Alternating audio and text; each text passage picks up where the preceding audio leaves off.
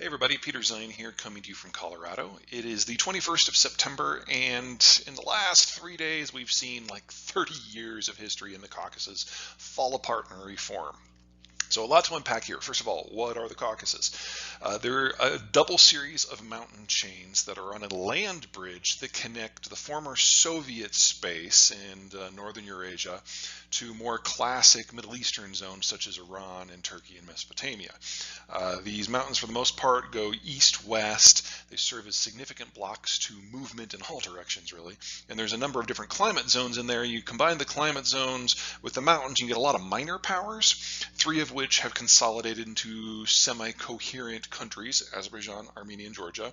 And then they're surrounded by three much larger powers: Russia, Iran, and Turkey. And between the very small ethnicities, the larger ones are the three small powers, and then of course the three mega powers, this place has always been a mess. It's a zone that even the Mongols had some problems with. Anyway, geopolitics in this area has kind of been frozen since, well, at least 1992, but arguably going back to the start of the Soviet system at the end of World War I. But things are finally moving, and the whole point of this series is to give you an idea of what to see and where things are most likely to break, because in the last few days, something has very much broken. What's gone down is that the Azerbaijanis have launched a military assault on territory controlled by Armenia, territory that the Armenians have controlled since the end of the Soviet period back in the early 90s. And in essence, the Armenian position has completely collapsed. The Azerbaijanis appear to have achieved an unconditional victory. Now, I would argue that, taking the big picture into account here, an Armenian defeat was always inevitable, has been for 30 years. Azerbaijan at independence had 3 times the population and 4 times the economy, and that was before the Azerbaijanis became a major energy exporter, with them sending about 1 million barrels a day of crude in the European direction right now. Azerbaijan also has better partners. It's got its ethnic kin in places like Turkey. It gets along pretty well with the Europeans because of that energy. It's seen as a bypass and as an alternative to the Russians, who the Europeans now all see as warmongers. So the idea that Azerbaijan would emerge on top here isn't really a surprise. The issue is that it took so long, and that is because of the Russians. Russian strategic policy since the end of the Cold War has been about finding groups that it can leverage and turn into satellites and drive as wedges into different parts of communities or turn into roadblocks in the others. In this case, it's definitely the roadblock argument. The Russians gave a blanket security guarantee to the Armenians in order to cause problems for the Azerbaijanis, so that Azerbaijan could not emerge from under Russia's shadow and become maybe a significant minor power in its own right. As long as the Armenians, under Russian sponsorship, were able to occupy Azerbaijani territory, at the most 1/5 of the entire country, then it was difficult for Azerbaijan to function, and it made it questionable whether or not the Azerbaijanis could even qualify for the sort of investment that has generated the energy production that they have today. Which has made Armenia a very weird place, because when you've got a guy on the outside who doesn't exactly have an interest in your own personal excellence, just using you as a pawn, and you know that there's nothing economically or strategically or military or even diplomatically that you can really do to help yourself, you kind of rest on their laurels. So for the last 30 years, Armenia has done really nothing but become poorer and less educated and more corrupt. The people with ambition and skills have left the country, but they remained active in the local politics. And so they would send money home and influence their new home countries in order to pressure international governments to help Armenia. So the diaspora beyond Armenia became very, very robust in anti-Azerbaijani operations, even though the Azerbaijanis were on the receiving end of the wars to this point. Well, that has all stopped. As of the 20th of September, Azerbaijan has recaptured all of the territories lost, including an area called Nagorno-Karabakh, which is a sliver of mountainous territory home to about 100,000 Armenians who, what's the best way to put this? Nationalist Armenians consider Nagorno-Karabakh to be the birthplace of the Armenian nation. And it is now once again under Azerbaijani control.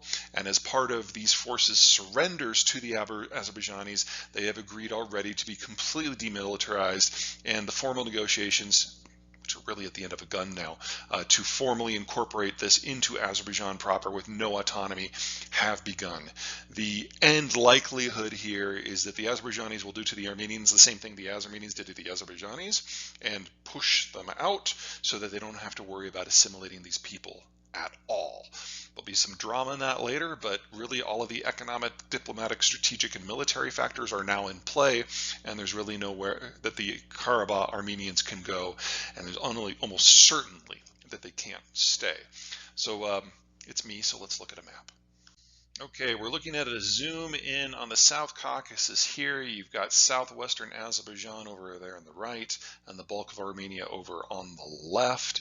The capital of Armenia, Yerevan, is just off the map right here. And the Russian military base that is officially in charge of guaranteeing Armenian security is a place called Rumi, and I apologize, Armenians, I'm going to butcher all your names, but it's actually off the side of the map, like over about right here. Now, these green territories and these aquamarine territories, those are territories that the Azerbaijanis lost to the Armenians in the initial wars that happened as the Soviet Union was breaking up and culminating in a real hot war in 1994. And these are territories the Azerbaijanis look to the international community like, look, they took a fifth of our territory. How can you not side with us? And the answer, of course, was the Armenian lobby in the United States and France are very, very powerful. Anyway, bit by bit, we saw hotter and hotter circumstances until culminating in 2020.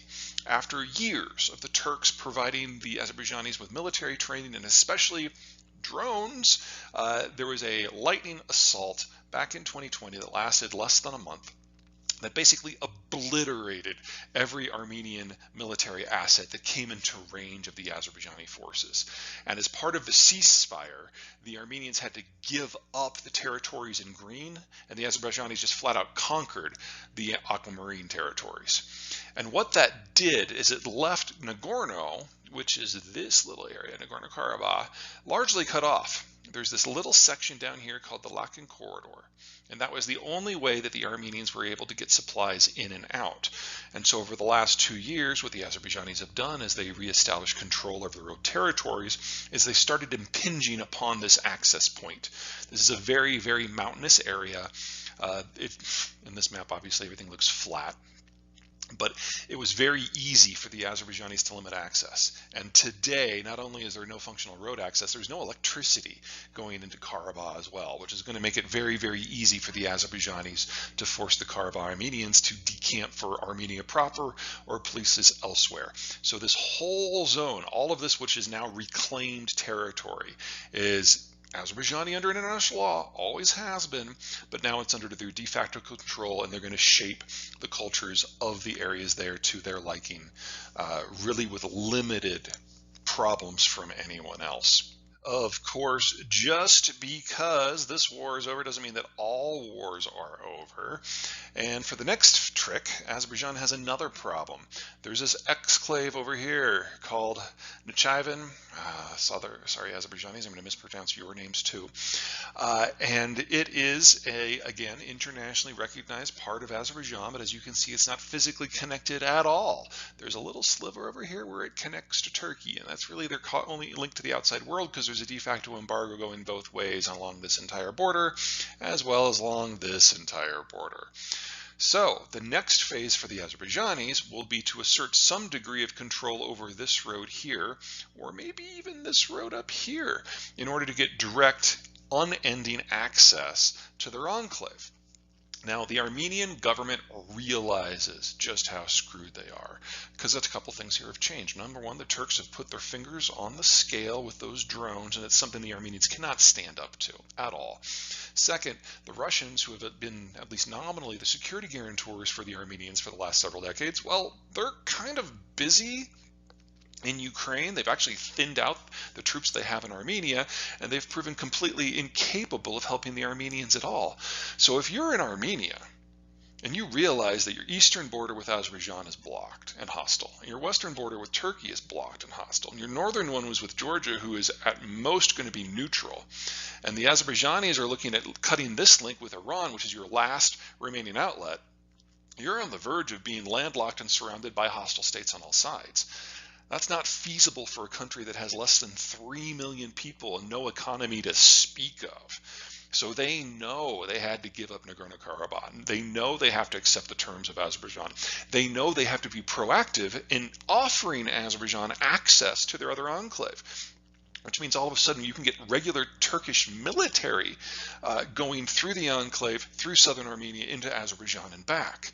They realize that the very existence of Armenia as a state is now physically under threat, and it's only them rolling over very energetically that they might be able to throw themselves at the mercy of their would-be conquerors. That's a problem. That's a difficult position to be in. So the Armenian government has to go out of their way to find a way to make this work, because if they wait for Azerbaijan to be ready for the next conflict, they're hosed. So the Armenian government has not simply quietly accepted all of the circumstances around them, and not only are they speaking with the Turks about normal relations, they have started ratifying the International Criminal Court conventions. The idea from their point of view is that at least this way we get a layer of international law in place that might be able to protect Armenia as a state and Armenians who remain in Karabakh with some sort of international legal action. It's a bit of a reach, but it's all they've got to work with because the Russians are now useless. But as part of ratifying the ICC, that means they have to abide by things like arrest warrants that the ICC issues. And an arrest warrant has been issued for none other than Russian President Vladimir Putin. And I'm sure some of you guys are going to start screaming about the United States in this. The United States is not a signatory to the ICC. This is the rest of the world. Because, you know, when you launch a war and start bombing civilians and setting up rape clinics, that's usually considered illegal. And so the security guarantor for the Armenians is now internationally wanted, and Armenia's only road forward that they can see means severing the relationship with the Russians completely. This is something they can do because they don't have a choice. Again, they're ringed by potentially hostile countries. The only way that the Russians can bring forces in and out are ironically through those hostile countries, Azerbaijan and more likely Georgia. But the Georgians have territories that the Russians are occupying too, so that's not exactly something that the Georgians are really eager to do. This is what it looks like when history starts moving again. We've had 3 decades of the Russians holding this all at bay, and it's all breaking free all at once. And this isn't the only place that Russian power is failing and allowing the logjam to finally break free. This isn't the only place we're going to be seeing rapid historical level shifts. And for the next one, we have to turn to Chechnya.